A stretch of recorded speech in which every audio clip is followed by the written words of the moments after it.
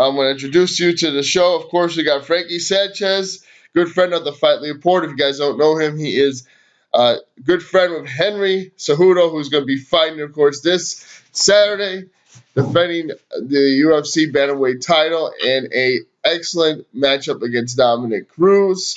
We're excited for that at UFC 249, only on pay-per-view. And Frankie is always a great team member, friend, and also mentor of Henry Cejudo, Triple C. And I don't know if you're getting used to that nickname yet. Have you? Yeah, not yet, but I'll always know him as Henry. But hey, he deserved it, so we'll call him Triple C if he wants to be called Triple C. Definitely, yeah. That kind of came out of nowhere, and we appreciate you again being on the Fightlete Report. So how's everything going with you, Frankie? During It's this good, time. Sean. Good to hear from you. I'm here in Colorado. Been here for since last time I seen you, since we were in Chicago. But yeah, everything's going great here, man. With the unfortunate circumstances with the pandemic, it's been a little tough for a lot of people. But we're still we're still throwing punches, man. So we're here. We're ready. We're excited for the fight on Saturday. Unfortunately, there's something like this happening. So we're excited for it. Just hope everything goes as planned, and we're excited. Definitely. And the one thing to note, I believe you've been to all of Henry's fights in the UFC, right? Most of them, if not all. Correct. Yeah, especially the championship one. So yeah, Yeah. did all of it. It's been tough. That was a tough one because not sure if everyone knows, but Henry actually came out from right before she started his hard training camp, and he spent a weekend with us, the weekend of February 23rd, I believe it was, to watch my son and support my youngest son in the state wrestling championship. So right after that, he went back home, and that's when he started his camp. But yeah, that's when all the pandemic pretty much started, and our schedule was to go to his training camp with him and support him during that. But we got contacted and they said, hey, don't come out. The gym is shut down. Things are shut down. Things are going crazy. So it's unfortunate. This is one of the first training camps I couldn't attend for his championship. Definitely. Well, hopefully back in the future, everything will be back to normal, and you'll be able to, go to Henry's upcoming events. Whether it be his training camps and fights, weigh-ins, etc. Yeah, definitely we will. I mean, he knows that we're here. In spirit, cheering him on, and everyone had to adjust to this new whatever the UFC has to put out there. So everyone's adjusting, and they're doing it fine. Now, talk about Henry's Cejudo's reason to fight during the pandemic. How safe does he feel? You think he feels with the pre-event precautions and also medical treatment afterwards? No, I mean, he's all for it, and we talked about it. He's all for that. Anything that to make the fight happen, he's for it. I mean, if they want him to, if they want him to do go to the doctor every day, he'll go to the doctor every day. And I'm not sure if you've been following all the fight interviews and things like that, but Coach Eric Albarracin said, hey, we've been living like this for years. With the Olympic Training Center. I mean, with at the time probably no TV, no cell phones for years. So it's nothing new to them. During the training camps are really private. They don't let a lot of people in. So I mean, it's really nothing new. It's just getting after it. And when I talked to Henry, he said he was very fortunate to be fighting. He's not just a fighter; it's also a way for him to pay his bills. So I mean, to be able to be working and to keep some of his training partners, keep his coaches employed, keep his strength and conditioning coaches employed. I mean, that's part of it. It's not all for Henry. It's because he gets to make money, and there's people out there that don't have jobs that would die to be in his position. So he was very fortunate that he still gets to fight and still gets to make money. So it's more of that too, but also to keep the fans motivated and give them something to look forward to. Definitely, we're all excited for this. I feel like we're all in this together, and the UFC is just going to bring us even closer when we all enjoying it Saturday night, even though we're not there in person. I agree. This is something that it's something not just the UFC, the world needs this. They need to look forward to something. And I have a feeling that pay-per-views are going to break numbers because people want something to watch, whether it be the Kentucky Derby, whether it be the Indy Plus 500. They want something to watch, and this could make a big statement for MMA. Definitely, I agree with you. And Dominic Cruz has many thinking he was the best bantamweight of all time. That's since he beat Dillashaw at 185 pounds. So why does Henry want that victory on his mantle?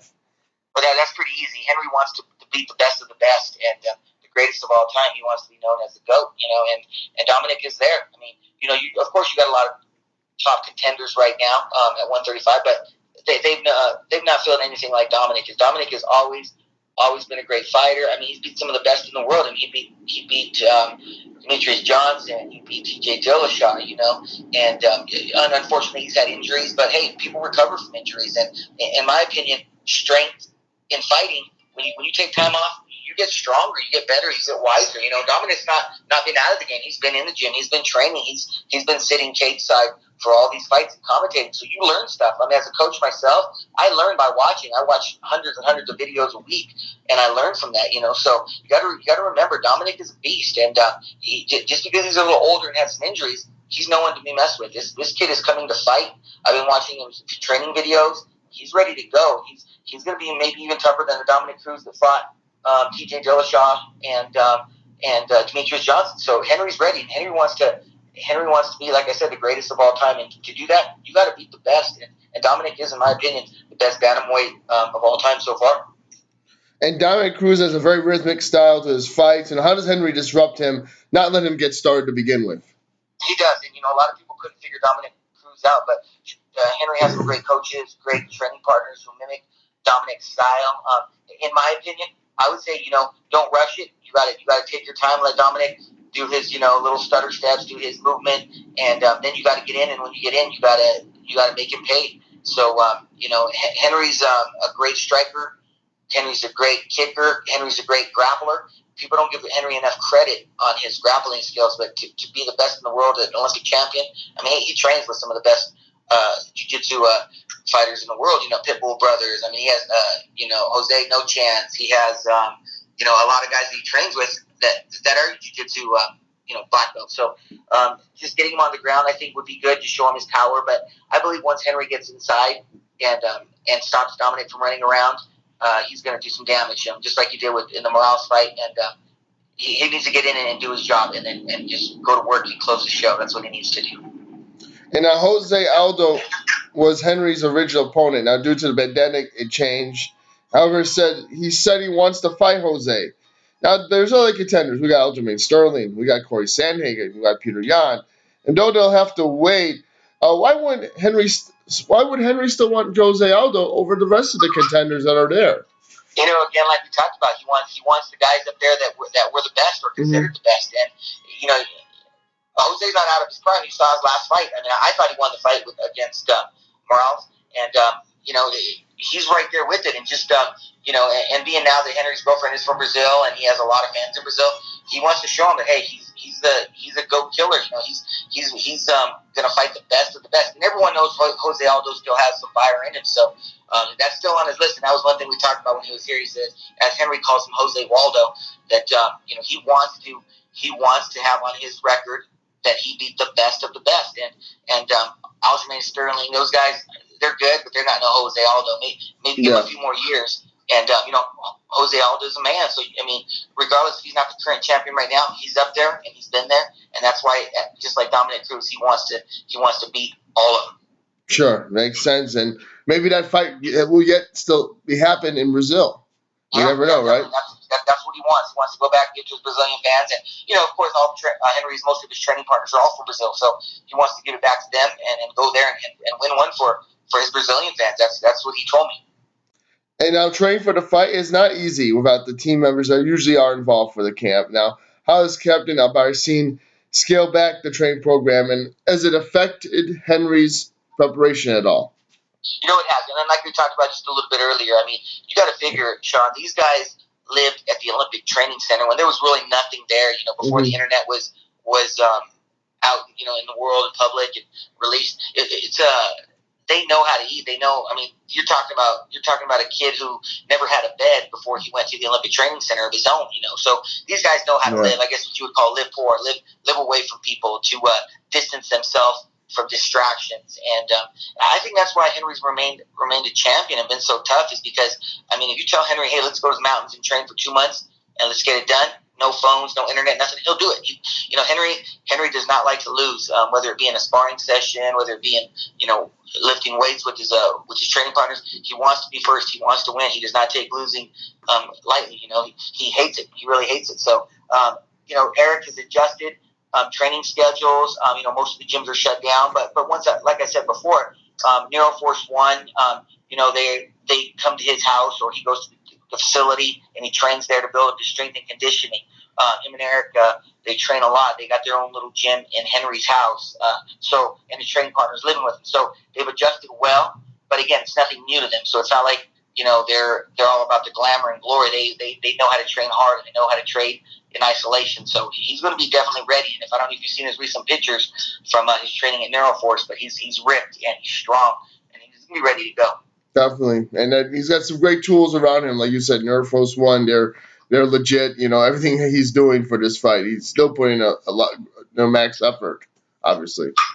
Yeah, definitely, and Andre Hicks is he's a great, one of the best trainers I've seen to get Henry in the physical condition he's in, and Eric, Eric does a lot of studying on fighters. He's been around. He's, again, and it's been known. He's, coach of the year, and he's coached the Pitbull brothers. He's coached Henry, and he has a lot. He has a lot of skills that he shares with Henry, and they study fights. They study conditioning. They study wrestling, jiu-jitsu, boxing, MMA, total MMA fighting. So I think with having Eric in his corner is why he's been so successful, and they've known each other for the longest time since he was a kid. So they're going to be ready. I mean, it's going to be a great fight, taking nothing away from Cruz, but they're going to come with everything they have, like they have for every fight.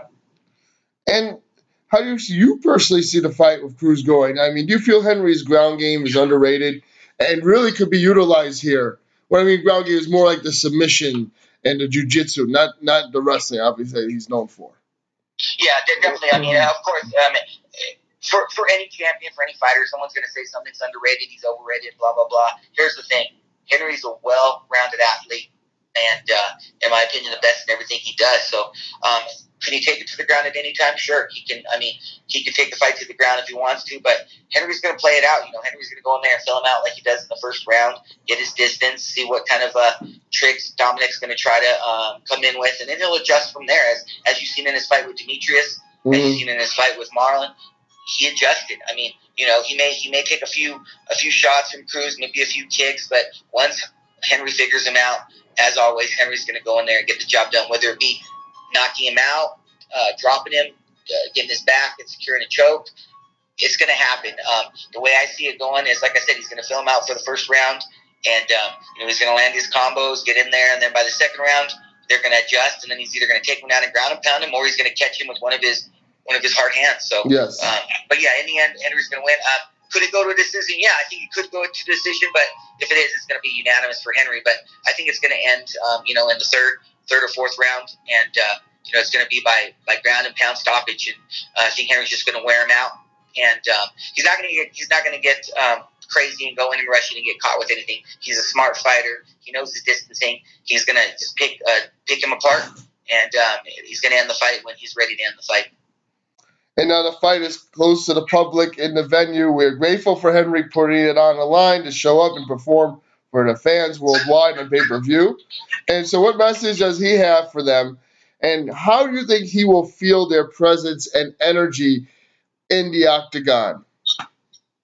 He's going to feel great. When Henry told me he fights for the fans, he loves the fans. It's going to suck that the fans can't be there in person. But, again, it's nothing new for Henry. Henry's wrestled in overseas competitions, and as you know, sometimes these events, like the World Championships, don't have a lot of people in there. So it's not like it's going to change his way of fighting. Of course, you get motivated with the fans, but he knows the fans will be watching. He knows this could be one of the biggest pay-per-view buys in history. So he's gonna feel that, and he's gonna come out victorious. So he's excited. He sends his regards to all the fans, and he thanks the support. But again, it's business for Henry and Team Cejudo. They're gonna go out there and they're gonna get the job done, whether there's one person in the stands or 10,000 in the stands. So be prepared for a great show. And again, not just for UFC fans, but for fans worldwide in any sport. I mean, to have something like this is exciting. This is going to be the kickoff of getting the country, getting the world back open. I don't think there's been anything like this since the pandemic started. So it's giving people hope that once they see this going on, other sports, other events are going to go on. So more importantly, like I said, it's for everyone, not just the UFC fans. It's for everybody in the world that this fight's so important for him. Yeah, definitely. And, knowing Henry, I feel like he was made for this, man. Like, these situations it doesn't phase him. He's going to come in 100% focused. I mean, I'm sure you feel that way as well. Oh yeah, definitely. And like I said, being a wrestler, and being that wrestling wasn't such a big sport when he was coming up, he's ready for it. Like I said, I'm sure he's wrestled in arenas where there was only, like I said, 10 fans. Right. The teams. So yeah, I mean, it's nothing new, and it's a big moment for him, and just to hold that legacy that he's going to be the greatest fighter of all time. Definitely. Well, I appreciate you, of course, being on the Fight Report. Any plans for the fight? Are you getting together with your family and personnel? We're going to do a good friend of mine's house down here. We're going to get everyone together and definitely cheer Henry on. It's good for the community. It's good for all of us to be able to get out, and the people that want to practice social distancing, they can. They can watch in the background if they want. But just going to hang out, cheer him on. I'll send him some encouraging words before the fight. And, me and Coach Eric Albarracin definitely talk every day. And we send messages, lets me know how they're doing. But yeah, I'm just excited for the fight, man. Everyone's excited. Kids, everyone's really excited for the fight. It's going to be a great card. And don't forget, you got basically Justin Gaethje, who lives in Colorado. Yes. When Henry was out here, Justin's also a friend of mine. He went and visited Justin on that Saturday before the state finals, and they hung out, so that's good. And then you got wrestlers, you got Justin Gaethje, you got Dominic Cruz, and you got Henry, all legit wrestlers, and Tony Ferguson. These guys are all supporting USA Wrestling, so it shows you how dominant wrestling is in the UFC. So those are the four guys on the main event and co-main event. So it's going to be exciting to see. And I'm excited, but I think Justin's going to take it, and I also know Henry's going to take it, so it's going to be good. And don't forget again, before I forget, Donald Cerrone is also from Colorado. He'll be on the card. Right. A lot of Colorado boys that are now here training in Colorado or have been, in Colorado on the card. So go Colorado, right? Definitely. Well, yeah, great for you guys, and we appreciate, of course, you being on the show. And best of luck to you, and of course, best of luck to Henry Cejudo. Saturday night can't come soon enough. We're all excited for it, and we appreciate you, Frankie, for being on the Fightlete Report again, being a great supporter of the show and the podcast. Love your show, Sean. Keep up the good work, buddy, and I hope that we meet you out again in Chicago and we'll eat some more pizza and have a good time. Sounds good. Take care, brother. All right, later. Bye.